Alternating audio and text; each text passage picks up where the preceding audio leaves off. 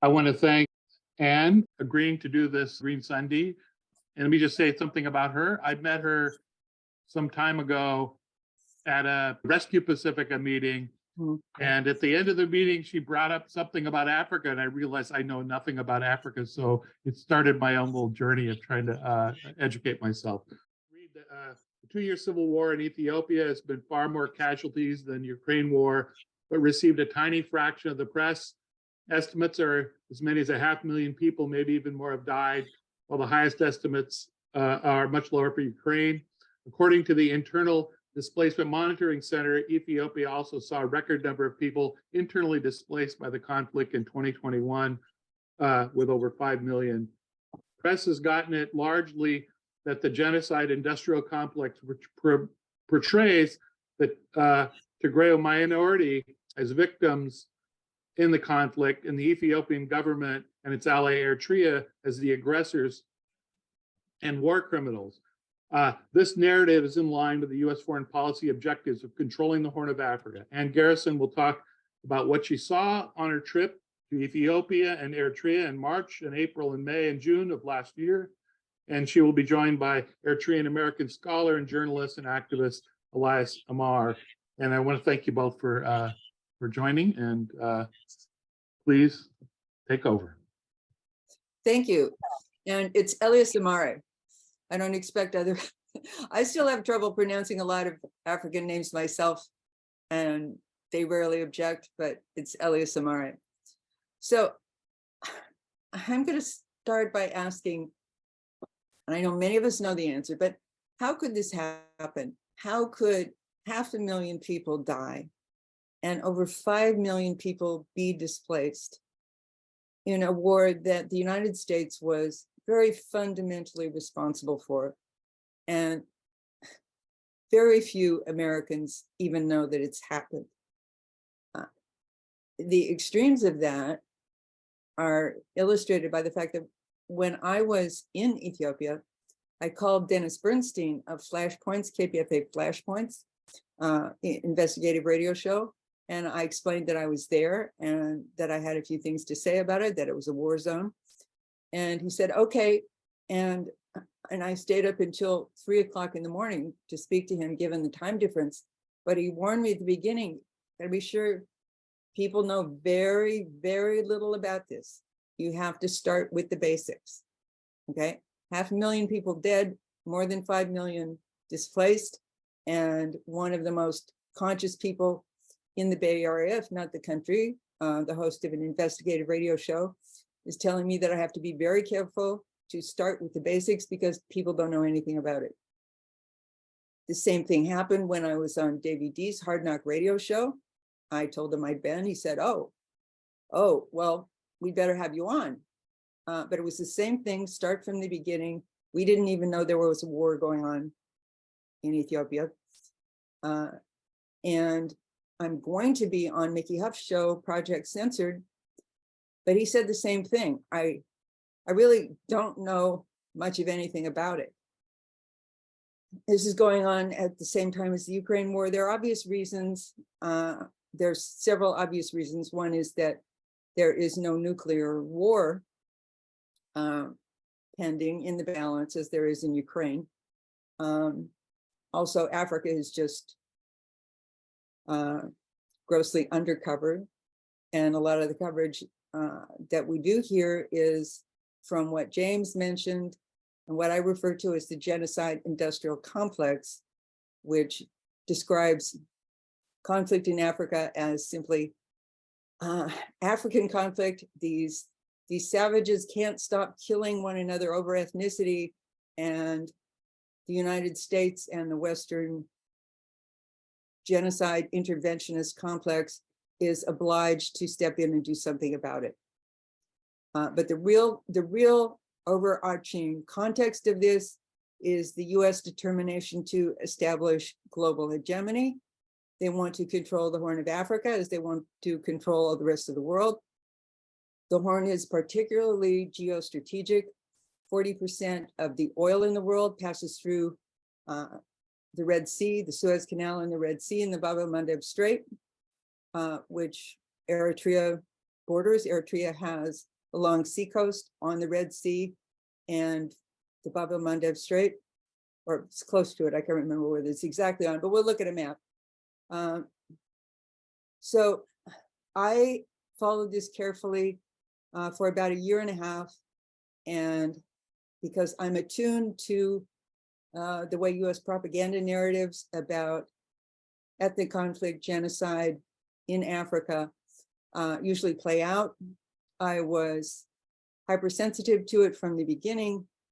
And at the very beginning, as soon as the conflict broke out, Samantha Power, who is one of the stars of the genocide interventionist humanitarian interventionist pantheon, she even started a phone line. She established a 1-800-genocide telephone line after writing her book, America in the Age of A Problem from Hell, America in the Age of Genocide. And she and Susan Rice persuaded Obama. They argued heavily for the NATO destruction of Libya on the grounds that a genocide was taking place. So NATO destroyed Libya, started stealing its oil. Same thing happened in Syria. There was supposed to be a genocide in Syria. And as these things as the propaganda narrative is being developed, Rwanda is always mentioned. And I probably know a lot more still about Rwanda and the Democratic Republic of Congo and excuse me, the African Great Lakes region than I know about the Horn, though I'm still learning. But one thing I have understood and watched for the last 10, 12 years is that every time one of these humanitarian interventions every time that a propaganda narrative to support one is being developed, they start saying that we have to do this, we have to intervene and steal their oil. Yeah, we have to intervene because we failed to do so in Rwanda. And that's just a gross mistelling of what happened there. I've written a lot about this for the Black Agenda Report, and there's a list of books that I share, but essentially, the US backed the army that waged a war for 4 years, ending in the Rwandan genocide, and then the invasion of the Democratic Republic of the Congo. So the whole humanitarian interventionist complex is farcical, because US foreign policy establishment is not about saving people in dire straits around the world. It's about establishing global hegemony, controlling resources, and controlling strategically essential locations. Although I might add just quickly, Glenn Ford, the late great Glenn Ford, said that as soon as any nation anywhere raises an independent head in the empire, it becomes geostrategic. And the example he gives is Grenada, which he wrote a book about.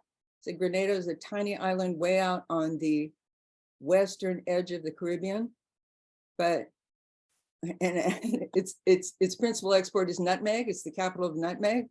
But when it had a socialist government briefly, it became a matter of geostrategic importance, and that had to be overthrown. However, the Horn of Africa is mega geostrategic because of all the critical waterways and all the trade that goes one way or another.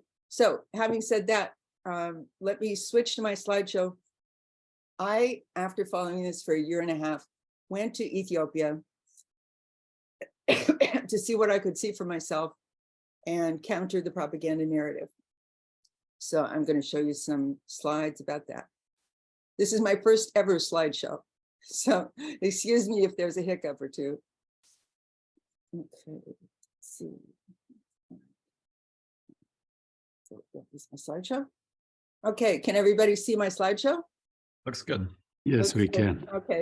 Okay, just for starters, where this is this, oops. This is the Horn of Africa on the map of this part of the world, Europe, Africa, Asia. This is Eritrea here, Ethiopia, Somalia. Those are the three main nations in the Horn, and the three nations that are, excuse me, most essential to this story. Excuse me, I'm not used to talking this much at once.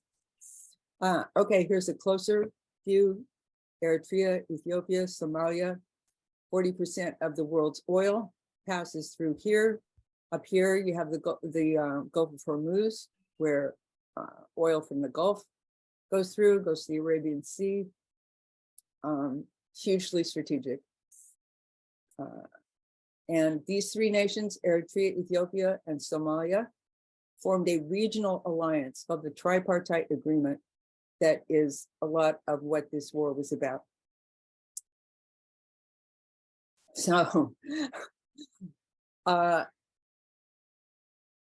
Americans may not know anything about this war, may not know much, they know anything about it at all, but Ethiopians know that the US is behind it. This is a rally for Ethiopian sovereignty that took place across the country, just as Ethiopia was about to win the war against the US proxy force, the Tigray People's Liberation Front. And especially because Lawrence is here, I want to say right off that the Tigray People's Liberation Front and the TPLF are not the same thing. I mean, no, they are the same thing. That the Tigray People's Liberation Front, the TPLF, and the people of Tigray, the Tegaru, are not the same thing. So anything critical we say about the TPLF does not extend to the people of Tigray. Okay, these are three presidents from the three countries we said are essential to this story: Ethiopia, Eritrea, and Somalia. This is Prime Minister Abiy Ahmed of Ethiopia, President Isaias Afwerki of Eritrea, and former President Mohammed Abdullahi Mohammed, also known as Farmajo. And they formed a regional alliance. Trade, culture, security, those were all elements of the regional alliance. It's called the Tripartite Agreement. And Prime Minister Abiy Ahmed signed this shortly after coming to power in 2018, after the government led by the TPLF, that's the Tigray People's Liberation Front, fell to popular uprisings. And that government had led Ethiopia in a war against Eritrea for 20 years. That government had also, at US urging, more than invaded Somalia in 2006, from 2006 to 2009. So the former president of Ethiopia, who was replaced by Prime Minister Abiy Ahmed, the former prime minister was replaced by Prime Minister Abiy Ahmed, and his political formation, the TPLF, had invaded both Eritrea and Somalia during the 30 years that they were in power with US backing. They destabilized Somalia, and since that invasion, Somalia has seen drone bombing, US troops, chaos, never a stable government since. I will let Elias, who's more of a scholar about Eritrea, say more about that. But Eritrea is blamed for everything that happens in the Horn, because Eritrea is something like Cuba. It has an alternative economic model. It doesn't have any IMF or World Bank loans that allow the Western world to exert power over it. And it demands a fair price for its natural resources, and it controls its own security forces. These are all reasons why the West the West can't say enough bad about Eritrea. If you read anything good about Eritrea in the past 3 years, I probably wrote it, or maybe Elias did. Okay, so here they are signing the tripartite agreement. This is in 2018, shortly after Abiy Ahmed came to power. This was cause for enormous optimism. Here were these three governments, these three leaders signing an agreement for three countries who had been at war with one another since 1991, at least.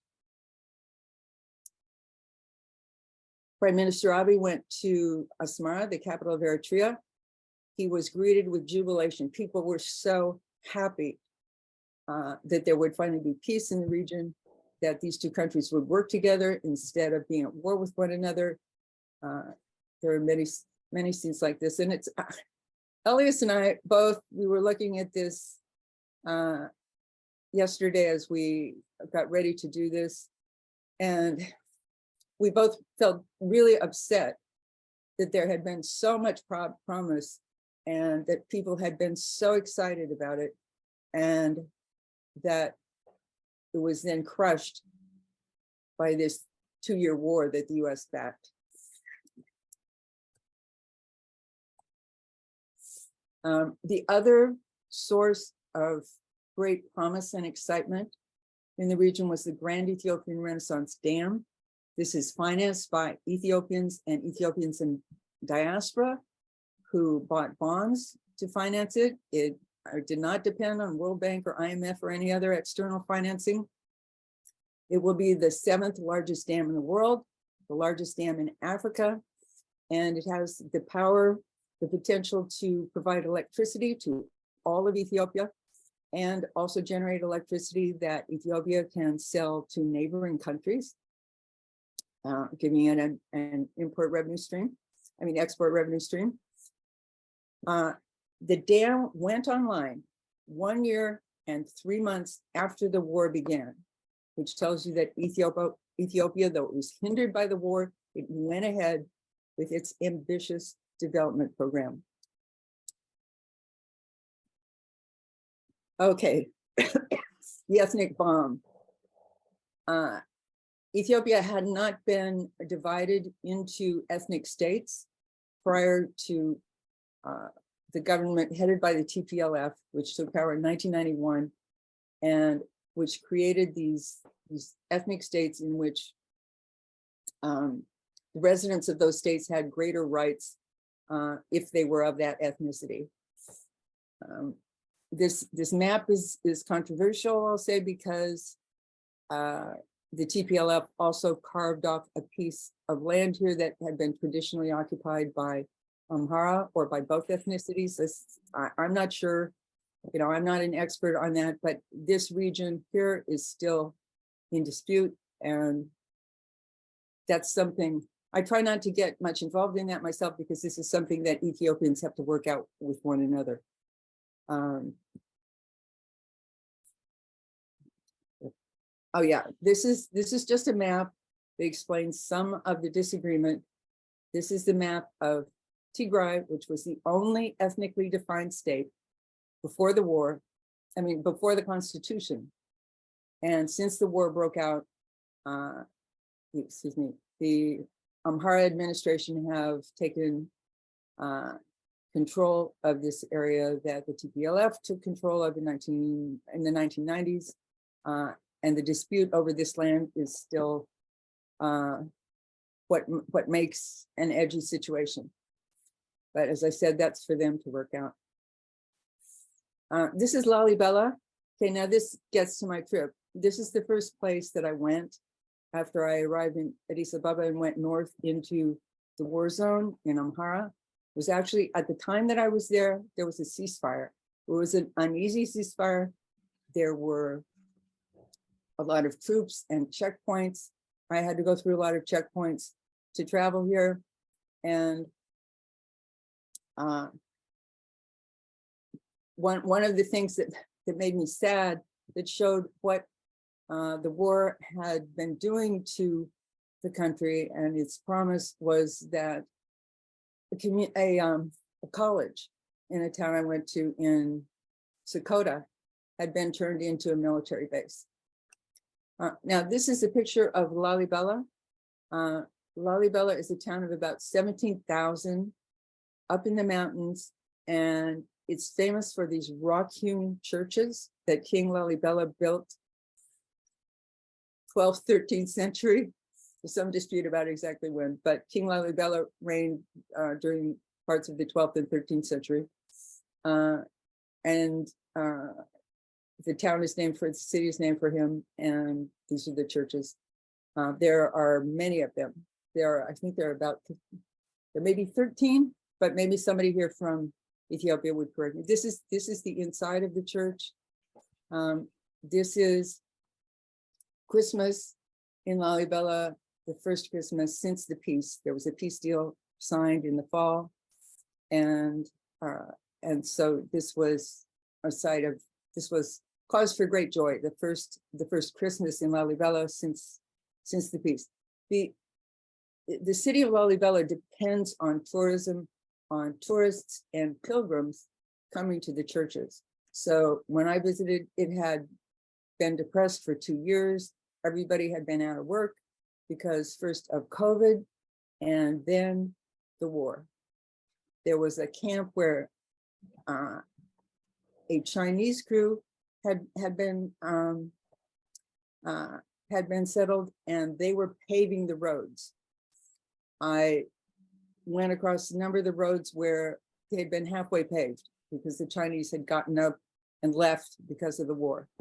And if you're riding on those different roads, the ones that are paved and the ones that aren't, you can see how absolutely important that was. Riding with roads that aren't paved is really rough. They had no water. Well, no, they had water. They had no running water, no electricity, no running water because they had no electricity. In Lalibela, these are people carrying jerry cans from rivers or tanks that were established around town. Nobody had enough water, but what they had to collect in jerry cans. I stayed in a hotel where they would turn on the power for a few hours at night with a generator if there were enough people in the hotel. Now, this is important because the propaganda was all saying that the war was all in Tigray, the pain was all in Tigray, there was no electricity, no water in Tigray. I went right off to this city where people said that during the TPLF occupations, and there were two, that the city was like the Walking Dead, that the economy was totally depressed by the war, didn't have water, didn't have electricity. But this was barely being reported. It was barely being reported that the war had even gone into Amhara and Afar, meaning that the TPLF had advanced into those two regional states. This is in a refugee camp in Sokoto. Again, I went here to witness that the Amhara people were suffering. Their suffering, their flight from the TPLF was not being reported. People we spoke to here said the TPLF had taken everything they had until they finally fled. And, you know, like most refugee camps, they lacked water, medicine, food, and people were shell-shocked. Same thing here. This photograph was taken by a Getty photographer I was traveling with, Jamal Countess. Same thing. Now this photograph, responding to this photograph was actually one of the best things I was able to do there to counter the narrative, because a Guardian reporter, Camille Ahmed, he wrote this story repeating what HRW and Amnesty International had said, that the pain was all in Tigray, that there was ethnic cleansing in Tigray, and he grabbed this photograph, and I was there when that photograph was taken. Jamal Countess took that photograph in, he took that photograph in an IDP camp in Amhara region. And this guy just grabbed it, repeated what HRW and Amnesty had said, and presented that photograph as something that had happened in Tigray.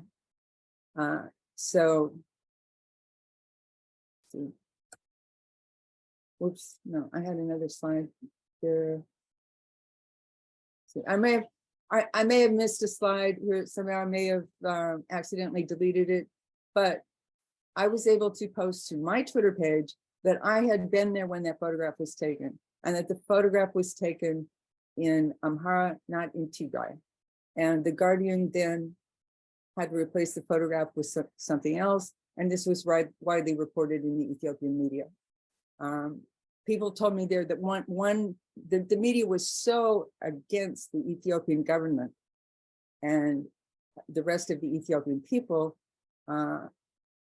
that people told me that one thing I was doing was helping them understand that they weren't going crazy, that they weren't going crazy when they were hearing their story so distorted in all the mainstream media, which was repeating what the State Department was saying.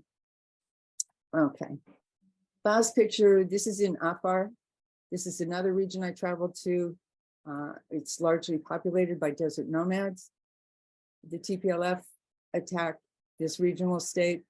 These people, these are mostly women, they're all women. There was only one man here. They had run all the way from Abala at the top of the province. They had run to Samara. One of them lost a child along the way. Another looked like she was very close to losing a child. The child was very sick. One told me that the TPLF had killed her husband. Another said that her husband was fighting the TPLF. Another said she didn't know where her husband was. And a third had her husband with her. And I think this was a common story that I heard among IDPs. And many of these people, a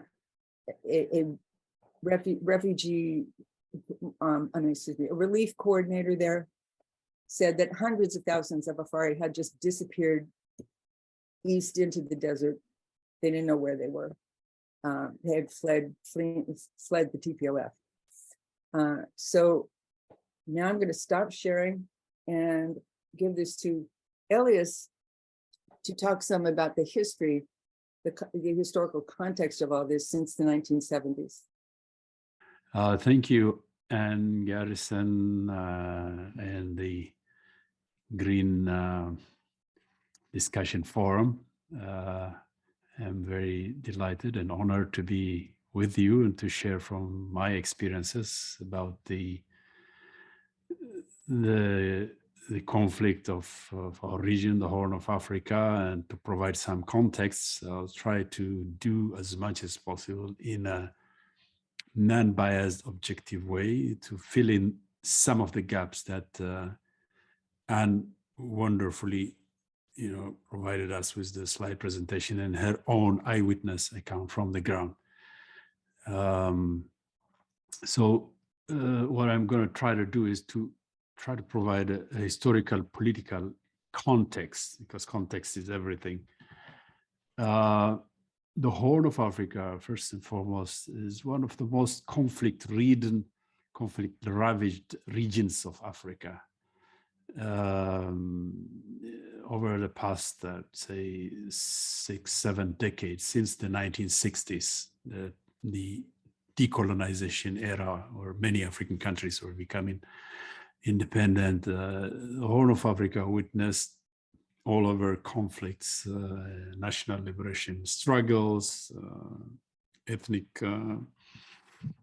conflicts and what have you, and even interstate conflicts between the independent countries. It's a region that witnessed also the fiercest resistance to imperialism in the 19th century when European colonizers came to Africa, Berlin Conference, 1885, the scramble for Africa. The region that put up the fiercest resistance, I must say, is the Horn of Africa region. In Sudan, you had the Mahdi resistance against the British in the late 19th century. In Eritrea, when the Italians came in 1890, they faced some resistance, the Degiyat Bahta and other native resistance. In Ethiopia, of course, the famous Battle of Adwa, where for the first time an African king defeated European power, the Adwa in Tigray, King Menelik, Emperor Menelik. In Somalia, so-called Mad Mullah or Sheikh Muhammad Abdullahi Muhammad, fierce resistance for 2 decades, first against the British, then the Somalis. So all in all, it's a region that is known for that. And in the 20th century, also a region ravaged by conflict, famine sometimes. And this has been haunting it, unfortunately, to the present. Eritrea, from where I come,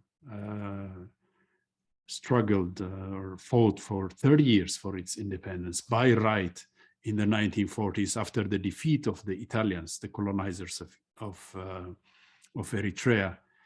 The Italians were defeated in 1941 in that part of the world because Mussolini had allied himself in the Second World War with Hitler, Germany's Hitler.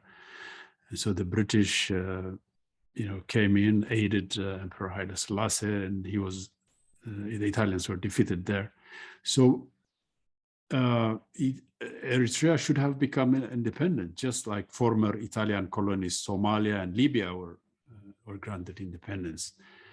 But at that time, to quote the famous or infamous words of John Foster Dulles, the Secretary of State, he said, well, the opinions of the Eritrean people for self-determination deserve to be given consideration, but nevertheless, our strategic interests and that of international peace and security necessitate that country must be annexed to our ally Ethiopia. Why did he do that? Well, the Cold War was emerging at that time, the beginnings of the Cold War. And so the United States needed to control that part of the world. In fact, the largest military base was, as a quid pro quo to Emperor Haile Selassie, was granted to the Americans in Eritrea, the Kanyo station in Asmara, the capital. As Anne mentioned, that is a very strategic region, the Red Sea region, the Bab el-Mandeb Strait. That's where 40% of the world's oil passes through. So the Cold War emerging against the Soviet Union, control of that part of the world was important for the United States. So as a result, Eritrea was forcibly annexed by Ethiopia, and the Eritreans took up arms in 1961, fought the longest national liberation struggle in Africa for 30 years, finally triumphed in 1991, and Eritrea became independent. So the root causes of the current conflict also begin there. In 1974, the Emperor Haile Selassie was overthrown by the military junta, the Derg, in Ethiopia. But the main, the grievance for the military started in Eritrea because the war was going on. They had mutinied there. And from there, it spilled over to the rest of Ethiopia, workers, students uprising, student radicalization of the student movement in Addis Ababa University. Eventually, the Emperor Haile Selassie, close ally of the United States, was overthrown. And the Derg regime came to power, the military junta, and it allied itself with the Soviet Union. So, the Horn of Africa was a playing ground for the superpower rivalry. That's where the fiercest hot war was played out between the two superpowers. And so the Derg also continued the war against Eritrea, intensified it, and repression against Ethiopia. It's in the mid-1970s, 1975-76, that the Tigray People's Liberation Front started as an ethno-nationalist movement for the right of self-determination of the Tigrayan people, but it was largely aided initially by the Eritreans, the Eritrean People's Liberation Front, which was much more battle-hardened and experienced. In fact, they trained their first guerrillas there. So the two movements were allied, on and off relationship, but eventually, together with other Ethiopian opposition movement, the Derg was defeated in 1991. So in Eritrea, Eritrea becomes independent. In Ethiopia, the TPLF, the Tigray People's Liberation Front, captures power, state power, and together with other allies becomes the government. But during its struggle, the TPLF had its famous manifesto called the TPLF Manifesto of 1976, where they had, declared in their political program a greater Tigray to become an independent republic. That Tigray had faced the oppression by the Amharas, the ruling class elite of Ethiopia, and thus to end this oppression, Tigray must become independent, an independent republic. Though they later, withdrew that manifesto, it has always been there. That secessionist aspiration had always been there. But once they capture state power in Ethiopia, they said, oh, there's a big game is here in Ethiopia. Well, why do we need to secede? So they put that aside for a while. But to rule Ethiopia, they devised a constitution based on ethnicity, ethnic federalism. Ostensibly, on the surface of it, it recognized, the right of self-determination of each and every nationality, ethnic group in Ethiopia, including and up to secession, is still enshrined in the Ethiopian Constitution, Article 39. But why did they do that? In a way, Tigray, the TPLF hails from a tiny minority, about 5% of the Ethiopian population. So it was a way to divide and rule the majority population of Ethiopia. Some would even say, and I tend to agree with that, it was an ethno-apartheid system, whereby the map that Anne showed you of Ethiopia, the ethnic regional states, these are nothing but ethnic Bantustans. This kind of ethnic politics would eventually end up in grievances of the other majority population, and that's what happened. Beginning in 2014, you saw uprisings in Ethiopia against this minority rule by the TPLF. Eventually, the TPLF was overthrown by popular uprising in 2018, in which the reformist Prime Minister Abiy Ahmed came to power. So the first thing he did was, before I go there though, in 1998 also, the TPLF regime of Ethiopia had ignited a border war against Eritrea, which took over 100,000 lives. The so-called border conflict eventually was resolved supposedly by the Algiers Peace Agreement in 2000, brokered by the United States.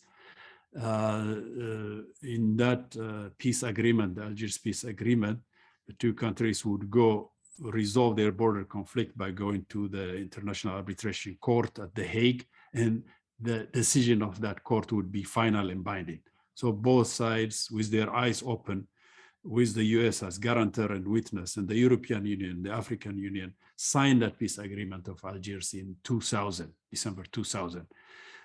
2 years later, the arbitration court at The Hague rendered its verdict, essentially granting the contentious area, Badme and its environs, to Eritrea. The TPLF regime refused to accept this and continued hostilities against Eritrea.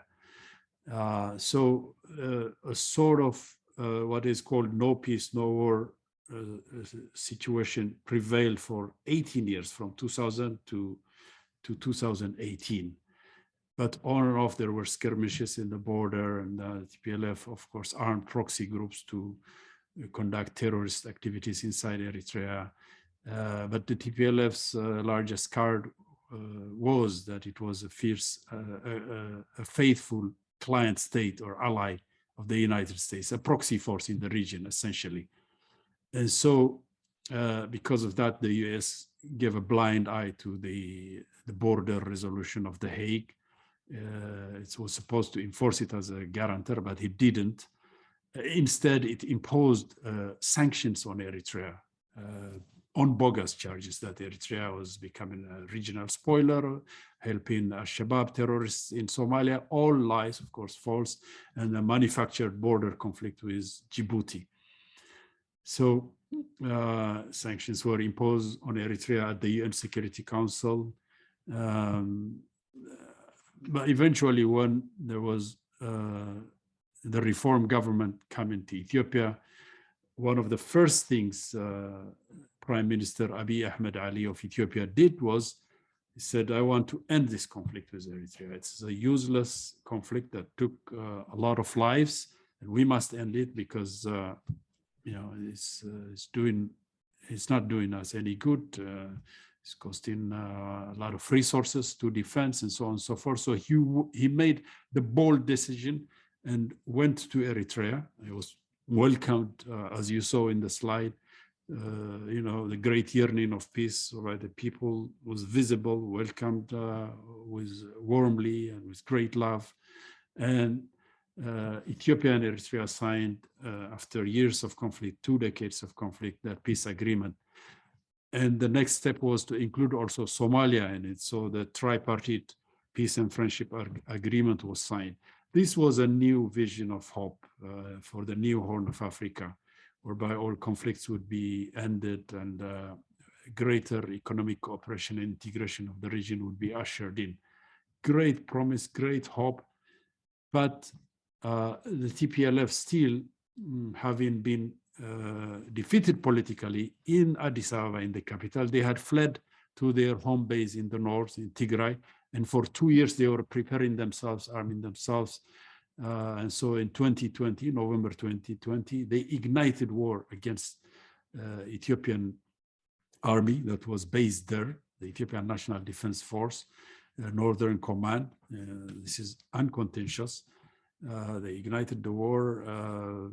They also fired rocket missiles at Eritrea to draw Eritrea in, to regionalize the conflict, that is. The US knew this very well. At that time, Secretary of State Mike Pompeo even admitted that it was the TPLF that had instigated, that had ignited the war, and that was firing rockets. And he called for cessation of these kinds of reckless activities and for negotiation to begin immediately. The TPLF themselves did not deny this. They said, we took preemptive attack to, and this is on record, on video, on their television. So in the 2 years war, the seesaw, ups and downs of battles, you were first defeated. Then the US imposed pressure on Ethiopia. Prime Minister Abiy Ahmed withdrew his forces from Tigray. Then a second round of offensive took place. And finally, in 2022, the third reckless offensive by the TPLF, which ended in their utter defeat. They were defeated totally. Almost 90% of their capacity was annihilated. And so they were forced to accept the permanent cessation of hostilities agreement, the peace agreement, which was signed on November 2, 2022 in Pretoria, South Africa. So that's where we are now. We can be cautiously optimistic about the peace that is prevailing now. The TPLF have to disarm according to the peace agreement. There are delays in its implementation. As I said, we can be cautiously optimistic. Ethiopia still is not out of the woods. There are still tensions. The legacy of TPLF's politics, of ethnic politics, is still there. That's where we are. The vision of the new Horn of Africa has been dashed for a while. US intervention doesn't like the new Horn of Africa vision of peace and stability, internally driven, that is. It wants to control the region. And this is part and parcel and continuation of its greater global geopolitical strategy, controlling Africa through AFRICOM, the Africa Command, because Africa is richly endowed with huge natural resources, and perhaps the global rivalry between China Russia on one side, and the United States has also implications for control of Africa. People sometimes talk about the new scramble for Africa, and you witness that in the Horn of Africa region and also in the Great Lakes Congo region.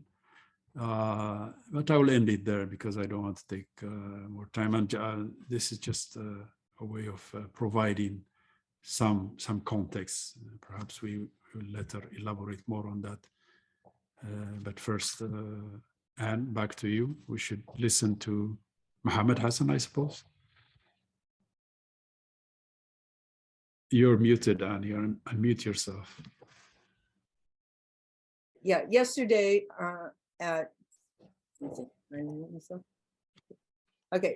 yesterday, Elias and I had a conversation with Mohammed Hassan, an Ethiopian scholar who lives in Belgium. He became a refugee in the 1970s, but he's still very involved with Ethiopia and the Horn of Africa. He went back at the beginning of the government that ruled from 1991 on. He went back and served as an ambassador, but then that went badly, as we've described. He's a specialist in geopolitics and the Arab world. He was born in Addis Ababa. That's Addis. So I started pronouncing it the way they do. Addis. He participated in student movements of the 1974 Socialist Revolution in his country. So I said that didn't go well. He became a refugee in Belgium. He studied political science in Egypt before specializing in public administration in Brussels. He became a diplomat for his country in the 1990s, worked in Washington, Beijing, and Brussels before he fell out with the TPLF government. We spoke to him and created a little video because the time zones, the difference in time zones didn't allow him to join us. Just to explain a few things about what you're going to see, he is talking first about how excited he was when what both Elias and I have referred to, the new sense of hope emerging when this regional agreement was signed between the governments of Ethiopia, Eritrea, and Somalia, an agreement and emerging peace and cooperation that the US absolutely refused to tolerate. Could not stand this much independence in the Horn. Had to start a war to stop it. But he talks about how excited he was when that agreement was signed. He went straight to Addis. And then he talks about how he was disappointed, but now that Ethiopia won the war against the TPLF, he is optimistic again. Immediately, I was in Addis once the new prime minister was inaugurated. I feel that it is the TPLF leadership, agent, they panicked, and they were hated totally by all the Ethiopian people, including the people of Tigray. This 2018, Prime Minister Abiy going to Asmara, making an agreement with the government there and the people, the support when he arrived, and the way he was received by Eritrean people, it is unimaginable that it is. They received him with very, very open-minded and open hand. That's as if that two brothers who had been for a very long time, they were kept aside by force. They met, and then they made the agreement between both countries in 2018. As a result of this and the change in the Horn of Africa in general, a new wind started blowing. And of course, Eritrea's vision was always to have a new Horn of Africa, a relation between the peoples and the government in the region to cooperate, to solve their problems through dialogue, bringing peoples to people relation, coordinating their armed forces to resolve and to catch up and build a new economic and a new social relation in the region. this had frightened the same enemy, which had always addicted by creating crisis in the region. They didn't accept it. Secondly, is President Formaggio of Somalia arrived at Asmara, the capital of Eritrea. The Prime Minister of Ethiopia, Dr. Abiy, President Elias of Eritrea, they have signed for the first time in the history of the region, the first memorandum of understanding and a tripartite agreement. This tripartite agreement in all fields, removing visas among the people, relating the people-to-people relation, speaking together and solving the contradiction among what is there democratically, and trying to even cooperate militarily and security-wise, and in the future also in economic-wise. This certain center, which are addicted of destabilization of the region, they didn't like it. They got frightened very much, and they continue. Now to continue their destabilization, the TPLF leadership, particularly those who are warmongers, they run away from Addis Ababa, they went to Tigray. It is not because they collectively discussed, it is the advice of the United States. It advised them because Ethiopia have no military, strong military, encourage the Tigrayan officers and soldiers who are being part of the Ethiopian army to go back to Tigray. The Ethiopian army, the biggest wing, which was stationed in Tigray, which have almost 80% of Ethiopian army equipment is there. They advised them that gradually to encircle them. They continued for 2 years to mobilize a false mobilization by putting sand on the people of Tigray. They mobilized more than 300,000 militias, and finally even advised them, you can wage 2 wars simultaneously, you are very brave, and so on. And this foolish, in 2000, started a war in November by attacking the Ethiopian National Army.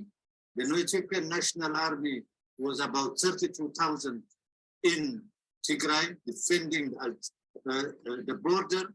From this 32,000, 10,000 of the army and officers came from the region of Tigray, and the other 8,000 defected and ran as a brave and fought, and they went to Eritrea, back helped by Eritrea, raised by Eritrea, treated brotherly treatment, and finally, the first offensive of TPLF was defeated, and finally, their masters saved them.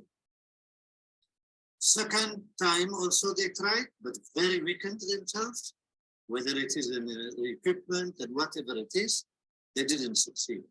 The joint force of Eritrean people and Eritrean army and government in solidarity and support of the Ethiopian people, with the vision of the new Horn of Africa, finally it defeated these thugs and break their back, and they were surrounded in Tigray last time. Suddenly the master panicked. The master knew his dog is dying. They panicked, and they didn't know that it is very fast in 3 weeks' time that the Ethiopian people forces and the Eritrean force jointly have reached on the surrounding of Mekelle. United States, again as usual, immediately drafted the so-called peace agreement in South Africa. It just called them by telephone and say, this is the agreement now, take it or leave it. The main purpose of the agreement is not to bring peace, is to maintain the contradiction. But unfortunately, their dog has been eliminated. It doesn't have teeth, it's weakened, it is militarily defeated, and the people of Tigray have seen the reality and turned their back against them.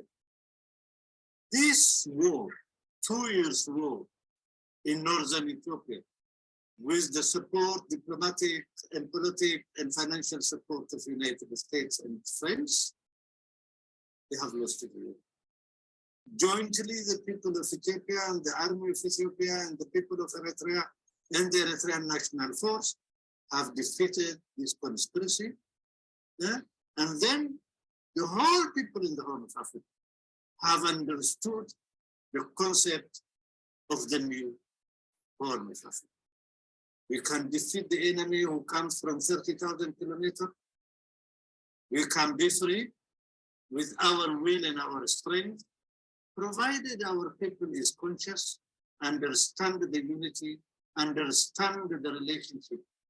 For them, they make their own unity. They gang up against Russia with the same of NATO.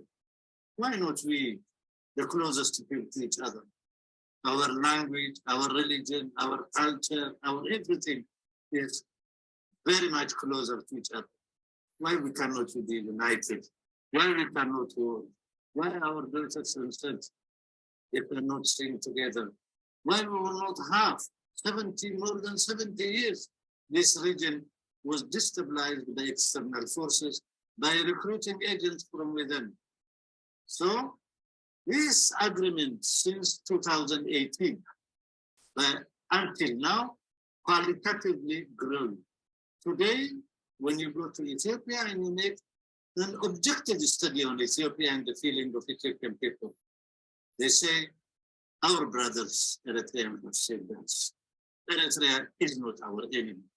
Eritrea, they are our brothers, sisters, and we can live with them and we can work with them. The third very good element that we have learned from these 2 years imperialist engineered war in Ethiopia, we understood what does it mean stand up for yourself, independent economy, self-reliance, food security, water harvest. This is what Eritrea was doing it for the last 30 years. When you are free, they cannot twist your hand. So Ethiopian people understood freedom is when you stand up and you feed your own people. When you help the majority of the people of Ethiopia. Ethiopia is a very rich country inhabited by poor people. The country I live, Belgium, is a poor country inhabited by rich people. It's a contradiction. If we work together, we can change the face of the Horn of Africa. Somalia is a wealthy country. Biggest coast in Africa, 3,300 kilometers. Let alone to be hungry in Somalia, we could feed everybody. We could feed this fish to all Africans in the whole continent. Somalia is not a poor country.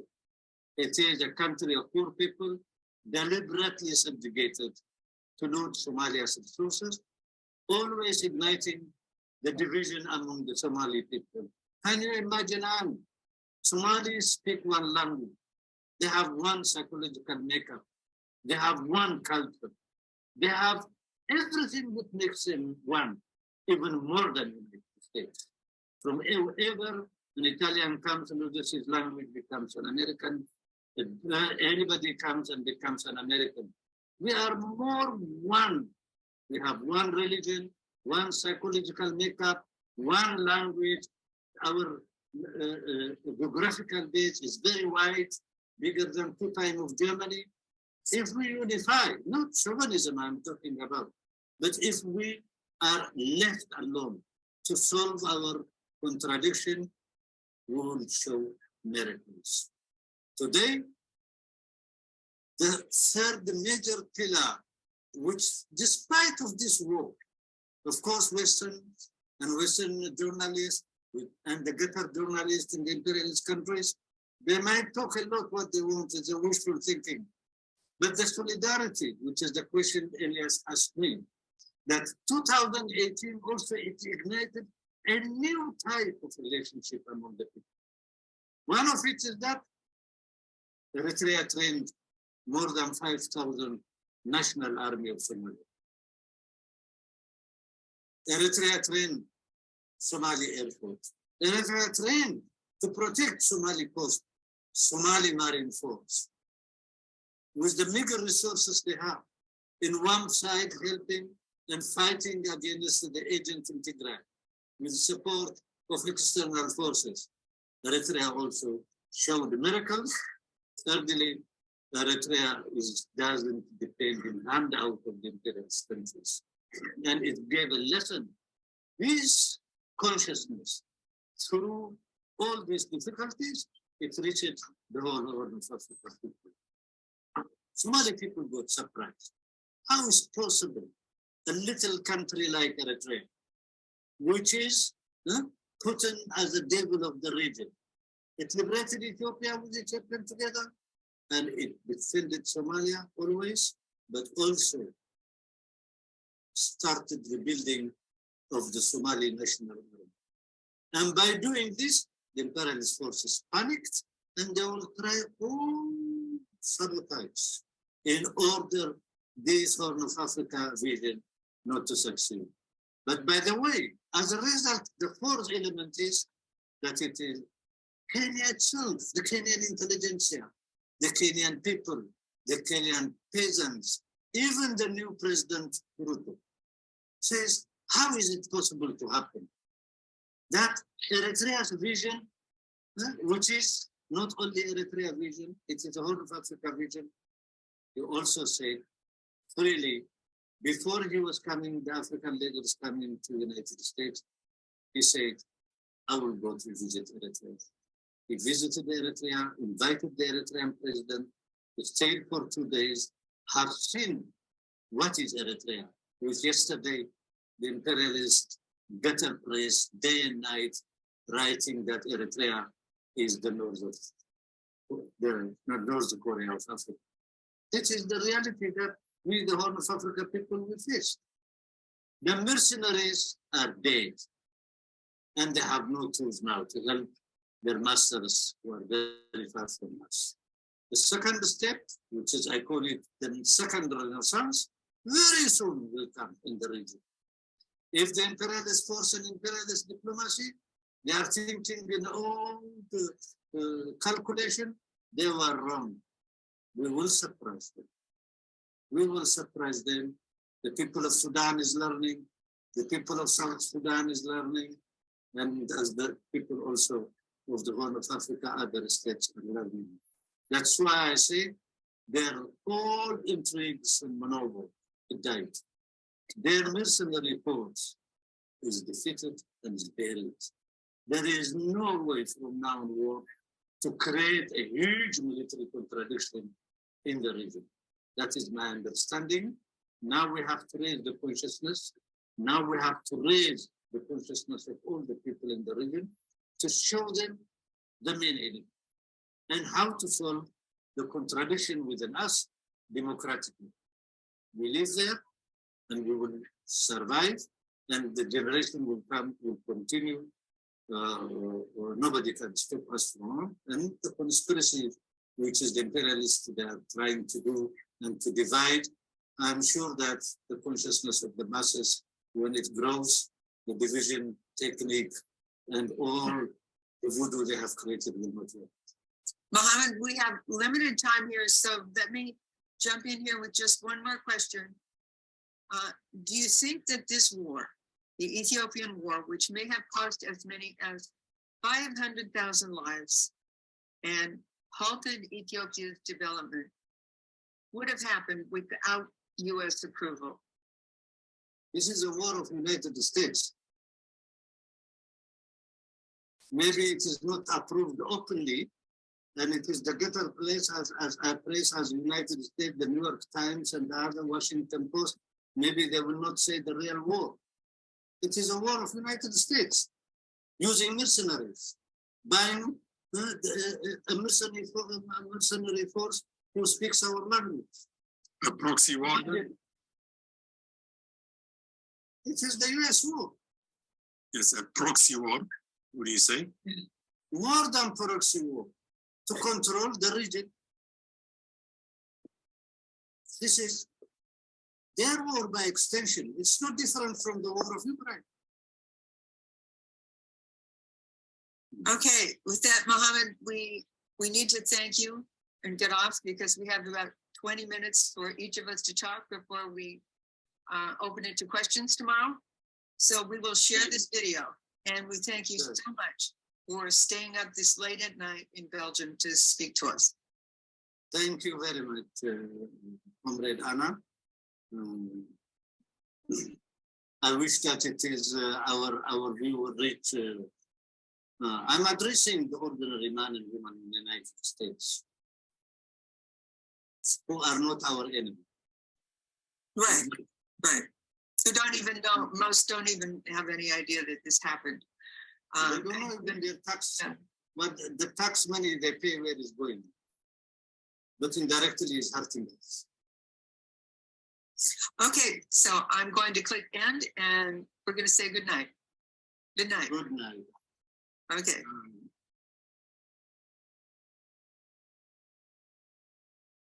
Okay, let's see. I'm going to see if I can stop share. Okay, I'm doing better than I thought I might with my screens shares and so forth.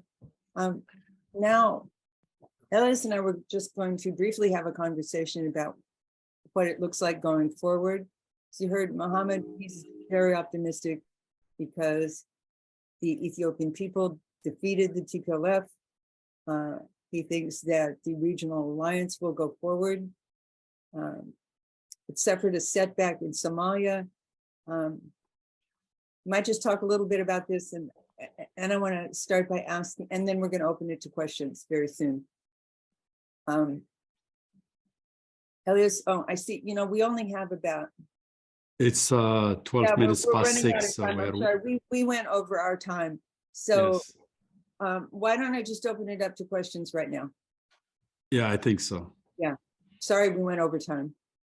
Go ahead, Lawrence. Let's see.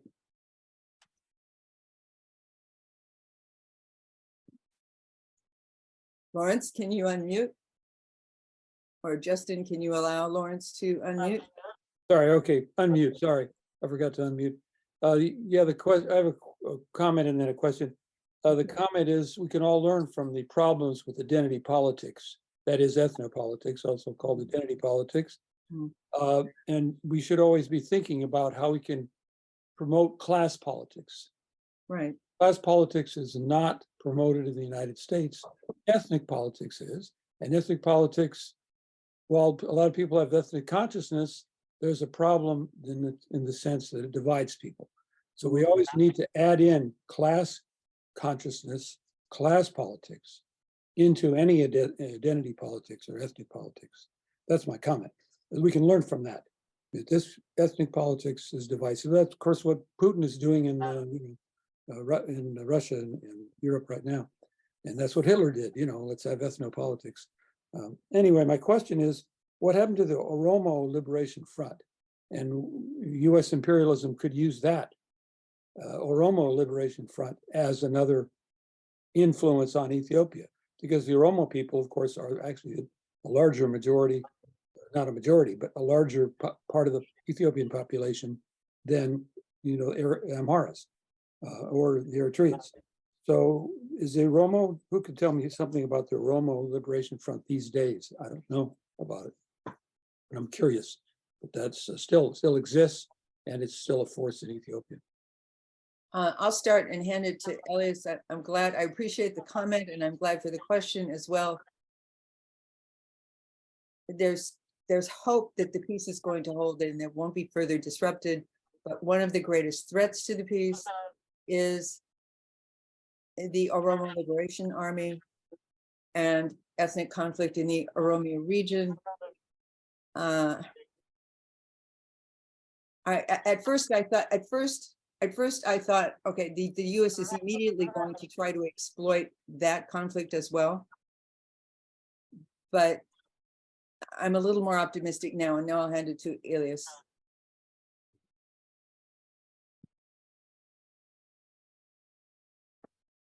Well, it's a good question. I agree in that. Can you hear me?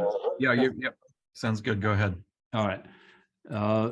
Ethnic politics is not only in Ethiopia, but all over the African continent, if given free rein, becomes a toxic political cancer, which consumes the entire body politic. So it's I agree, it's bad everywhere.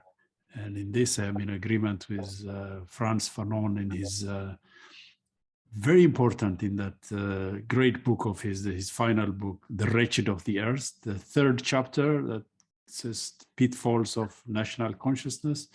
Fanon early on saw that these neo-colonial states in Africa that are emerging in the post-independence period, you know, once neo-colonialism takes place, the comprador bourgeois class, the neo-colonial comprador ruling class, eventually resorts to tribalism to camouflage their weakness. I mean, to hoodwink the masses. So I'm in complete agreement with that. Unfortunately, in Ethiopia these days and in the Horn of Africa overall, the class issue doesn't seem to be raised.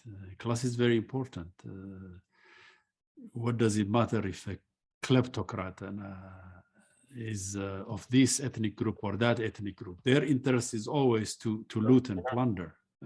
So the class issue and class struggle, class interests have to be, you know, pushed or highlighted to unify the people, because at the end of the day, the poor peasant, whether he's Amhara or Oromo or Tigrayan or Somali or Afar, I'm talking about in Ethiopia, they're all suffering the same oppression.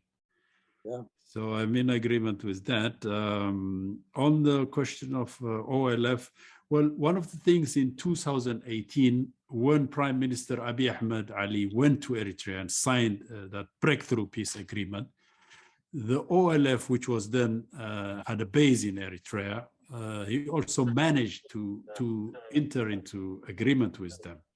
Not only the OLF, but other opposition, Ethiopian opposition forces. So all of them then abandoned the armed struggle and came back to Ethiopia to enter into peaceful politics or political competition. Unfortunately, you know, the situation in Oromia with the OLF, I think there's some fragmentation. Some part of them has entered into coalition with the government. The current minister of culture, for example, culture and tourism, if I'm not mistaken, is a former OLF leadership. But there are part also that are still in the western part, called the OLF, OLA. So there is ethnic conflict going there, targeting the non-Oromo population, unfortunately. But this is not particular to the Oromia region, but all over Ethiopia. The toxic legacy of TPLF's ethnic politics, unfortunately, still continues, lingers on. There's still the question of what should we do with this constitution? Because in the constitution of Ethiopia, it recognizes only the ethnic, you know, regions, what I call the ethno-Bantustans. It even acknowledges the right of self-determination up to secession. So it's enshrined in the constitution in Article 39. This, I think, is problematic, but I'm looking at it from outside as an Eritrean. It is up to the Ethiopian people to resolve the situation. There is a potential for you know, U.S. imperialism to exploit these kind of sectarian narrow divisions and destabilize if it wants. It seems if they cannot control, they will go into destabilize and unleash chaos. This is bad, though, not only for Ethiopia, but for the entire Africa. If you allow ethnic politics, imagine every country has, you know, scores of ethnic groups, if not in the hundreds. Some like, you know, like Sudan, for example, had 200 ethnic groups. Eventually, it ended up in, you know, a civil war that went into secession of the South. This potential exists in every African country. But the Biafran civil war of the late 1960s is a case in point. the founding fathers, the Pan-Africanist founding fathers like Nkrumah saw this and said, let the colonial boundaries remain as they are. The colonial boundaries are sacrosanct. We will not touch them. We will not mess up with that. But build for greater unity. Eventually, the United States of Africa, according to Nkrumah's vision, was, to unify the whole of Africa, to eventually transcend the boundaries between the nation states. But that ideal situation is maybe decades to come. But within the nation states, the ethnic politics eventually ends up in fragmentation and the civil war and chaos. Even in Somalia, for example, as our friend from Mohammed Hassan from Belgium mentioned in his presentation, Somalia in Africa is a very unique case. With one ethnic group, speaking one language, having one religion. It had the most potential to be a strong unified nation. But in 1991, unfortunately, the clan divisions within this Somali nation eventually, and of course, other external forces led to Somali state collapse, from which it is struggling to emerge and reconstitute itself. So the dangers of narrow sectarian ethnic politics are always there, and we must watch out for them. That I think is part of the big challenge going forward in Ethiopia that must be tackled honestly. There must be a national dialogue, and the Prime Minister and the government have said after the resolution of this northern civil war that there's going to be a national dialogue of reconciliation, and all kinds of issues will be brought to the table to be discussed and resolved politically, peacefully. That's my hope going forward. All right, checking the time, we have 7 minutes left and we have 3 people on stack. So let's close the stack after James McFadden. And could we do quickly to hear from each of these people? Let's do Marilyn, Laura, and James. And if you could run down and try to keep it to a minute, and we can then go back to our speakers and wrap up. Does that sound good, Anne and Elias? Can't hear you. It sounds good to me. Sorry, I muted myself. Okay. You and I try to, Elias, you and I try to respond in a minute. We're really running out of time here. Yeah. Marilyn, go ahead. And then thank you. Thank you very much, Elias and Anne, for your presentation. It's so important to bring this issue, give this issue more attention. And also thanks to the other speaker. I'm not sure I understood everything he said, so forgive me if this question was already answered. I'm wondering, what would you say to those who claim that Eritrean forces are illegally in Ethiopia, counter to the peace accords, and that Eritrean forces are committing grave human rights violations against the Tigrayan people? I've heard this from a staff member of the embassy of one of the European countries in Ethiopia. Can I answer? Okay, 1 minute. Eritrea is not violating the sovereignty of Ethiopia. Ethiopia is a sovereign nation, and it invited Eritrea, it asked Eritrea for help. Eritrea would be violating the sovereignty of Ethiopia if it had invaded Ethiopia. This is really a red herring. And they keep repeating this over and over as though nobody listening understands international law. Violation of sovereignty happens when one country invades another, and that didn't happen here. As I said, the propaganda against Eritrea has been nonstop for 30 years and more. I don't believe it. I don't believe these reports because I've seen the Western press take any possible opportunity, manufacture any opportunity to attack Eritrea. Great, thanks. Laura Wells, go ahead. Good. I have a question. I think that you may have said, Anne, that China was going to do something with with the Belt and Road Initiative, and so I have a question about whether that happened, or how has the China Belt and Road Initiative touched the Horn of Africa? If not, has the IMF, are they still investing in the Horn of Africa? And a specific question is, how did the dam get funded?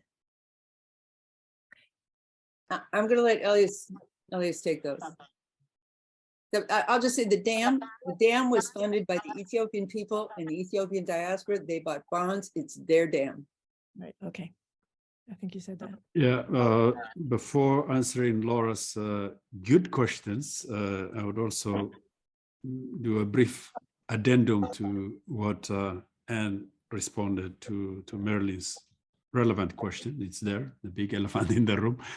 Well, Eritrea was invited into the war by the TPLF. The TPLF said, come. When it fired over 20 rocket missiles into the capital city, heavily populated civilian population, that is an act of war, an aggression. This was undeniable. They admitted it themselves. None other, as I said, pointed out earlier, than the Secretary of State, Mike Pompeo, then Assistant Secretary of State for African Affairs, Tibor Nagy. They all admit this. They acknowledge this. So what is Eritrea to do? But by prior agreement of the 2018 Peace and Friendship Agreement with Ethiopia, the two countries, one of the articles said, jointly to deal with emerging security, terrorist activities issues. So when the Ethiopian forces, the Ethiopian army was attacked in Tigray, they fled to Eritrea. And Eritrea was obliged by the Treaty of Friendship and Alliance to assist Ethiopia in its hour of need. So this is non-controversial. It's not aggression. It's not invasion, as some in the Western media would like to portray. As to atrocities, this has been proven to be utterly false, lies. CNN had brought the case of Aksum massacre, this and that. The human rights organizations, Trojan horses of human rights, as they call them, Amnesty and the Human Rights Watch also peddled these lies, but these are baseless, lies. It's against the ethos and the military doctrine of the Eritrean Defense Force, which is based on the People's Army concept, and it never committed any atrocities and massacres and rapes or all kinds of horrendous things that were alleged. So that's by way of answering that. And the second question, important, the BRI, the Belt and Road Initiative, China's BRI initiative in the Horn of Africa. Yes, it does. It does pass through there. China has a port, base in Djibouti. By the way, Djibouti is also another tiny city-state that we have not mentioned. But there in Djibouti, every almost military garrisons of the United States, France, Germany, China has even established a base there. So that is an area also of militarization, increasing militarization of the Horn. But China also has greatly invested in Ethiopia. It has built the railway from Djibouti to Addis Ababa. So it is there. But this is, extension of China's involvement in Africa. Perhaps the United States, when I say the United States, I'm talking about the government, the deep state, sees this as a threat to its hegemony in Africa. Perhaps that's one of the driving motives in the R2P humanitarian intervention that has been going on for the past 2 years, the proxy war in Ethiopia. As to the GERD, the Grand Ethiopian Renaissance Dam, it was fully funded internally, as Anne said, by the Ethiopian people. It's nearing completion. initially there was agreement on many issues with Sudan and Egypt, the two riparian, downstream states that are dependent on the Blue Nile, because Ethiopia's Blue Nile provides 85% of the water, the Nile water for these two countries, which are heavily dependent for their agriculture on it.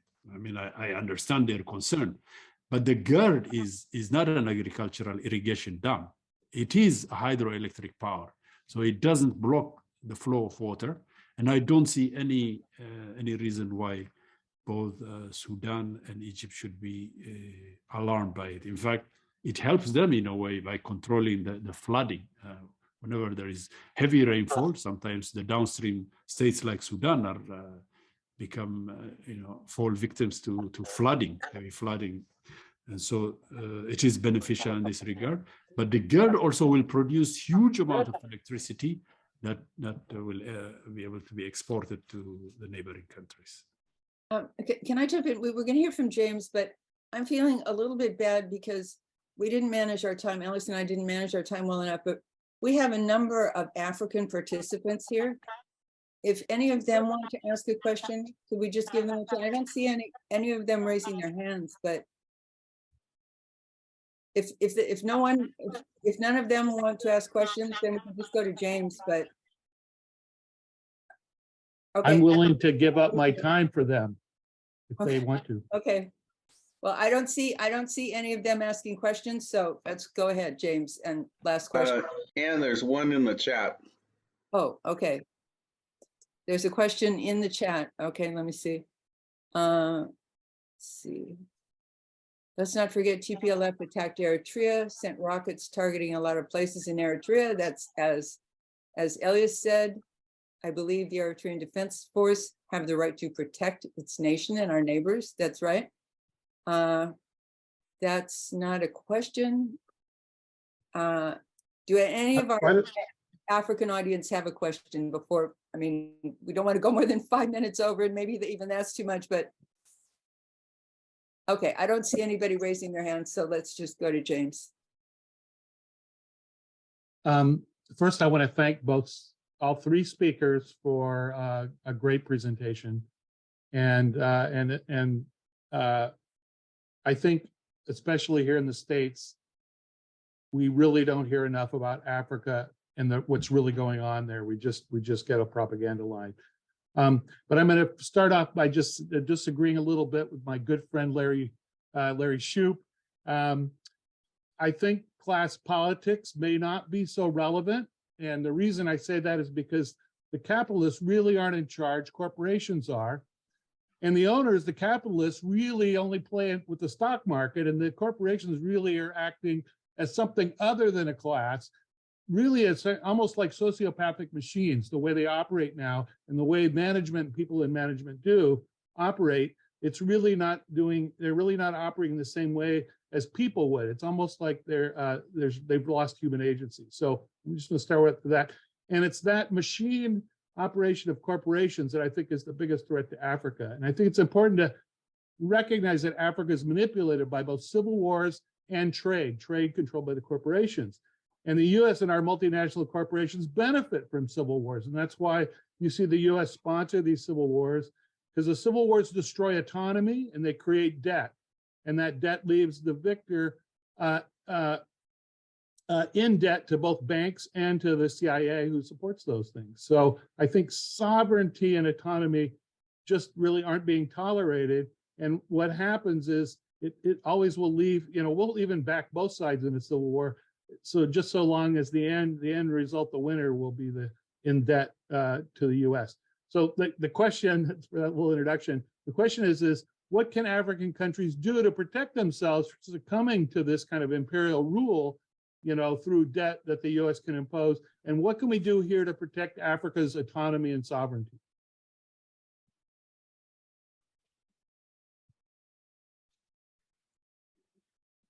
Say one thing, Eritrea doesn't have IMF or World Bank debt. Not because it paid it off, because it never took it on. I'll let Elias say anything else. Let me say something, though, that James said. Who owns the corporations? he says, oh, the corporations are independent. No, the capitalists own the corporations. Anyway, we can go They're on for totally not involved in the management of the corporations anymore. They're all playing the stock market and speculating. It's the running of this corporations. capitalists own the is corporations, separated. and that's the The capitalist whole class stock market we should system. be fighting against, the capitalist class that owns the corporations and runs the corporations. I don't agree with that management thesis. It's not correct. Anyway, that's a bigger debate. But I had to say that because I think I was misrepresented there. Anyway, go ahead. Well, as to the issue of the debt burden on African countries, yeah, they're overburdened by decades since the 1970s, the resurgence of neoliberalism, the World Bank, IMF, with their structural adjustment program being imposed on African countries or global South, third world countries, has hugely overburdened them with debt. And so in this dynamics, China seems to provide some kind of alternative. China is providing a lot of loans, development loans, mostly infrastructural projects. Though the Western media portrays this as a debt trap, the opposite is true. The debt trap was set by the World Bank, the IMF, and the private global financial banks on Africa. The case of Sri Lanka recently, in many other African countries, is ample proof to that. For years, we've been hearing, oh, Sri Lanka is under Chinese debt trap, but China's debt or loan to Sri Lanka amounts to less than 10%. More than 40% is owed to Western banks, Western private, banks, and then the World Bank and IMF. So the debt trap accusation against China is not true.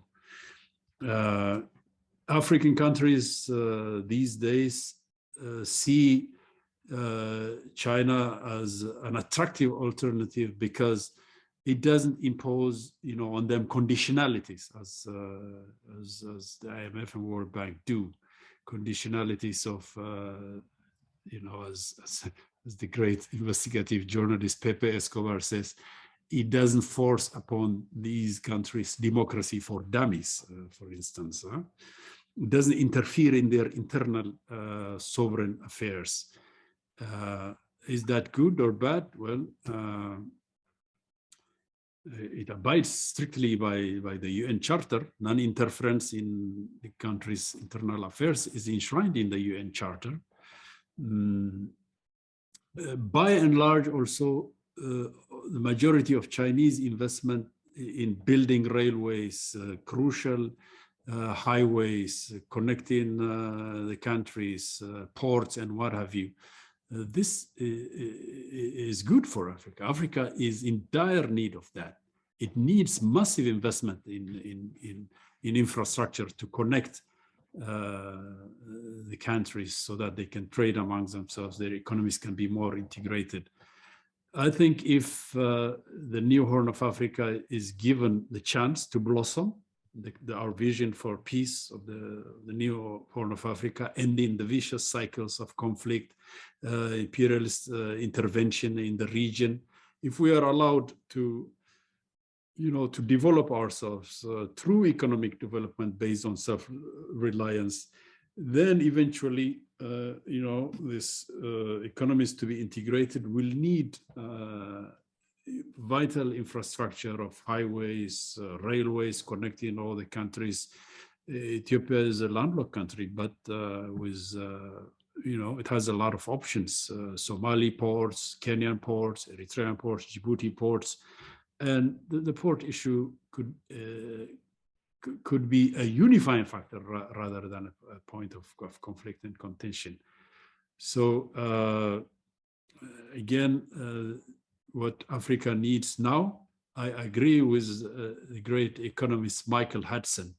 you know, which he amply has illustrated in his book, Forgive Us, Forgive Them Their Debts, is if I'm not mistaken, the title of that book. Debt cancellation is needed. I mean, you know, these debts, these loans, through the compound interest alone for decades, they have been more than paid for the initial principal, and then some.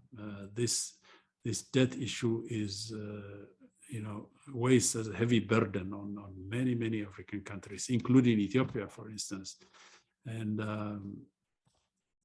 that's all I can say on that issue. I might just say one thing that makes this crystal clear is it's just like the foreclosure crisis here in the country. They lured people, the banks lured people into debt and then started loaning them the money to pay the interest on the debt. So they kept having to take out more and more debt and use it to service the debt that they had. And it's hard to see that there's any way out except, as Elias said, debt cancellation.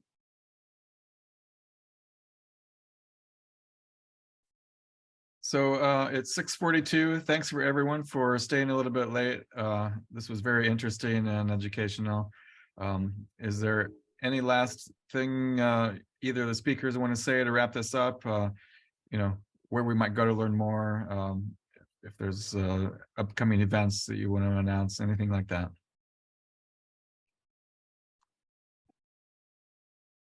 Well, Anne's articles in the Black Agenda report, her reports for KPFA Pacifica has been providing balance to the issue. I mean, in the past 2 years, we have witnessed tremendous misrepresentations of the truth, propaganda, disinformation, demonization, what have you. We in Eritrea are used to that. I mean, we are immune to years and years, decades of demonization and false, you know, information about us. So one, you've heard Mohammed Hassan. He has a great article, part 1 and part 2, which appears in Dissident Voice website. Everything you're not supposed to know about Eritrea. Fortunately, part 3 is missing, and hopefully we can include that in Black Agenda report. Black Agenda. I tried to. We have a YouTube channel called Horn of Africa TV, where I host interviews in English for the international audience. So you may want to also browse through our YouTube channel, Horn of Africa TV. I was going to say Mohammed Hassan, whom we heard from, his 3-part essay that Elias referred to, everything you're not supposed to know about Eritrea. Is that the title? Yes. The Black Agenda report is intriguing title. Yeah, the Black Agenda report is going to start republishing that in 1, 2, 3 parts sequentially. Yeah, and then Counterpunch has some articles, of course, by Anne, Garrison, or writers like Graham Peebles. Graham Peebles, Thomas Mountain, and many others, I must say. Oh, before I forget, there's also a good documentary film that the Belgian group, Mohammed Hassan and Michel Collin, you may have heard of him, Investigation, did about Eritrea Come and See. It's also, that is available on YouTube. So if you do Eritrea Come and See, you can find it either on YouTube or Vimeo. This is slightly dated, came out in 2010, about 12 years ago. But there's a lengthy interview there with the President Isaias Afwerki, other ministers, young people, entrepreneurs, and so on and so forth. So that's also a great resource.